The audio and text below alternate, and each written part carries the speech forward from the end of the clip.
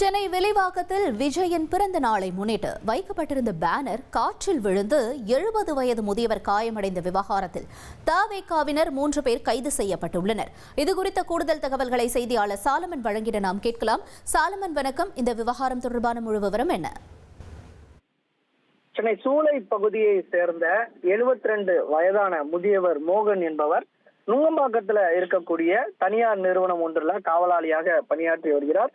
இந்த நிலையில நேற்று முன்தினம் முதியவர் மோகன் வில்லிவாக்கத்துல இருக்கக்கூடிய தனது நண்பரை சந்திப்பதற்காக வழியாக நடந்து சென்றார். குறிப்பாக வில்லிவாக்கம் பெருமாள் கோயில் தெற்கு மாட வீதி வழியாக நடந்து சென்ற போது அப்போது அங்கு சாலையோரம் வைத்திருந்த விஜய் பிறந்தநாள் பேனர் ஒன்று திடீரென சரிந்து விழுந்தது.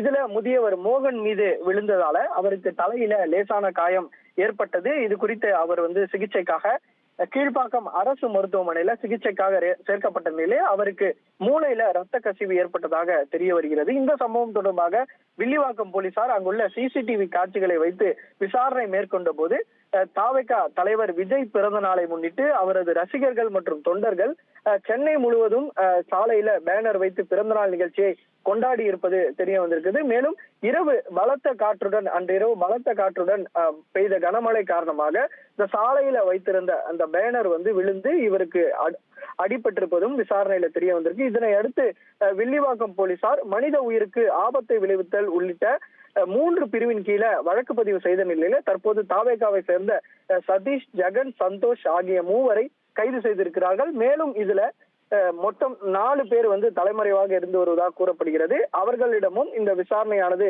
நடைபெற்று வருகிறது. இதற்கிடையில சென்னையில அனுமதி இல்லாமல் பேனர் வைத்ததற்காக தவேகாவின் மீது மொத்தம் 53 வழக்குகளை போலீசார் பதிவு செய்திருப்பதாக ஒரு தகவல் தெரிவிக்கப்பட்டுள்ளது. ரெண்டரை கோடிக்கும் அதிகமான தந்தி டிவியின் சப்ஸ்கிரைபர்ஸ் அண்ட் ஃபாலோவர்ஸ் குடும்பத்துல நீங்களும் இணையுங்க.